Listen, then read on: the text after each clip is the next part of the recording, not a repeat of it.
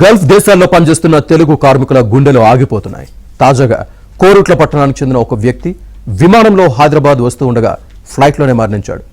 అక్కడ మన తెలుగు వారికి జబ్బులొస్తున్నా డబ్బులు లేక ఆసుపత్రులకు వెళ్లలేని దుస్థితి దాపురించింది. మరోవైపు అరబ్ దేశాల్లో ఆకలి కేకలు వినిపిస్తున్నాయి. భారత్ ఆహార ఎగుమతులు ఆపేస్తే అంతే సంగతులు అన్నట్లు తయారైంది పరిస్థితి.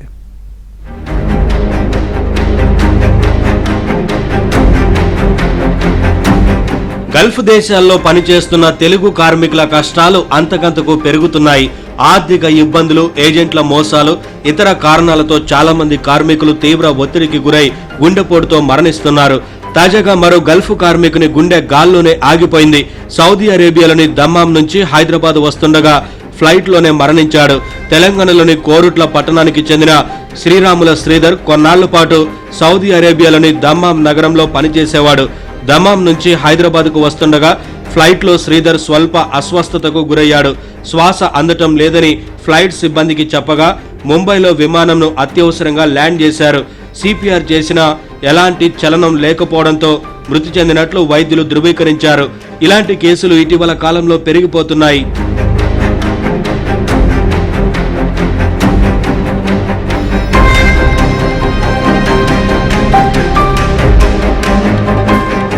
ఉపాధి కోసం పొట్ట చేత పట్టుకుని గల్ఫ్ వెళ్లిన యువకులు ఇక్కడ కఠిన వాతావరణ పరిస్థితులు, కనీస వసతులు లేకపోవడం, సుదీర్ఘ పని గంటలు, సరైన ఆహారం లభించకపోవడంతో ఇబ్బందులు పడుతున్నారు. మానసిక, శారీరక ఒత్తిడికి, అనారోగ్యానికి గురవుతున్నారు. ఇక్కడ ఇళ్లలో పశువుల కాపరులుగా, నిర్మాణ రంగంలో పనిచేస్తున్న చాలా మంది సొంతూరికి తిరిగొచ్చేయాలని అనుకున్న కుటుంబ ఆర్థిక పరిస్థితుల వల్ల ఆ పని చేయలేకపోతున్నారు. గల్ఫ్లో ఏడాది మొత్తం ఎండలు మండిపోతున్నాయి. దీంతో డీహైడ్రేషన్ వల్ల సొమ్మసిల్లి పడిపోవడం, కొన్నిసార్లు అవయవాలు దెబ్బతినడం వల్ల ప్రాణాల మీదకు వస్తోంది. వలస కార్మికుల్లో 57% మందికి అనారోగ్య సమస్యలున్నాయి. మూడింట 2వ వంతు మంది ఒకటి లేదా ఎక్కువ అనారోగ్య సమస్యలతో బాధపడుతున్నారు. దాదాపు 72% మందిలో బీపీ, వెన్నునొప్పులు, కీళ్ల నొప్పులతో బాధపడుతున్నారు. వర్క్ వీసాలకు మెడికల్ కార్డును తప్పనిసరి చేయాలన్న నిబంధనను కొన్ని సంస్థలు, యాజమాన్యాలు అమలు చేయడం లేదు. ప్రైవేటు ఆసుపత్రుల్లో చూపించుకుందామంటే బిల్లులు చెల్లించడం లేదు. అనారోగ్య సమస్యలున్న 98% మంది వైద్యుల్ని సంప్రదించడం లేదు. డబ్బులు లేకపోవడం, అనారోగ్యానికి గురైనట్లు యాజమాన్యానికి తెలిస్తే ఉపాధి పోతుందని, చికిత్సకు ఎక్కువ ఖర్చు పెడితే ఇంటికి డబ్బులు పంపలేమనే ఆందోళన ప్రధాన కారణాలు. మెడికల్ షాపుల్లో మందులు కొని అలా నెట్టుకొస్తున్నారు. అనారోగ్య సమస్యలున్నా సొంతూరుకు తిరిగి వెళ్లేందుకు 91% మంది ఆసక్తి కనబరచడం లేదు. కుటుంబ ఆర్థిక ఇబ్బందులే దీనికి కారణం. ఇక్కడ బయట వచ్చినాను, ఇక్కడ చూస్తే చాలా టార్చర్ గా ఉంది. చాలా అంటే చాలా నరకం చూపిస్తా ఉన్నారు ఇక్కడ పని. నాకైతే బతకాలని లేదు సార్, చచ్చిపోవాలనిపిస్తా ఉంది ఇక్కడ. నేను ఎంత కష్టపడినా కానీ నన్ను కొట్టినొస్తా అంటూ, ఇప్పుడు ఏమంటా అంటూ డబ్బులు కట్టమంటా అంటూ, లేదు పంపేమో నేను అమ్మేస్తాము అంటున్నా. అన్నం కానీ పెట్టలేదన్న, నాకు నిన్ను బయట వేసి పెట్టేసినారు.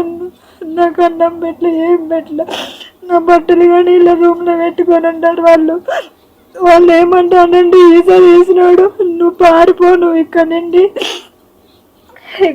నువ్వు పారిపో అని అంటున్నాడు. అన్న నేను పారిపోవాలంట, నేను పారిపోతే నన్ను ఎవరన్నా కాపాడేది. 50 కోట్ల జనాభా ఉన్న అరబ్ ప్రపంచంలో ఆహార ధాన్యాల కొరత ఏర్పడింది.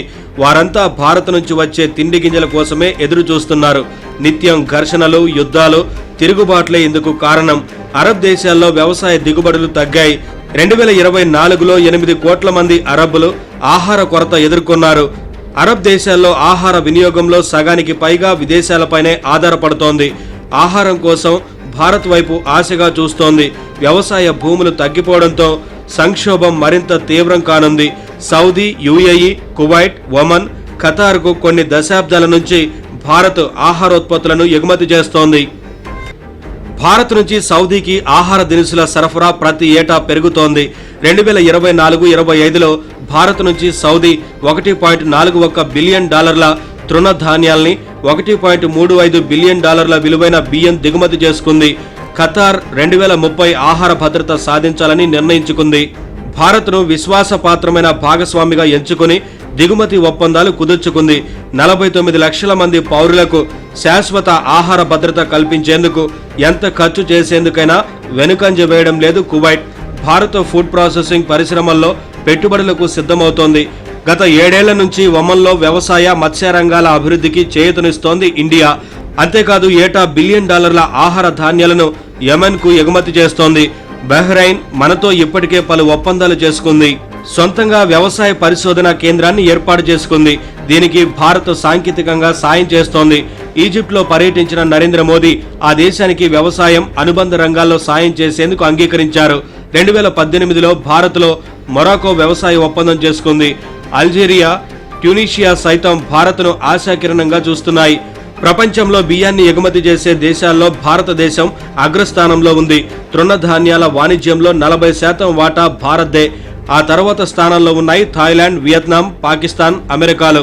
ఇక బియ్యం ఎక్కువగా కొనుగోలు చేసే దేశాల్లో చైనా, ఫిలిప్పైన్స్, నైజీరియా ముందు వరుసలో ఉన్నాయి. ఆఫ్రికాలో బియ్యం వాడకం ఎక్కువగా ఉండటంతో పాటు అది క్రమంగా పెరుగుతోంది.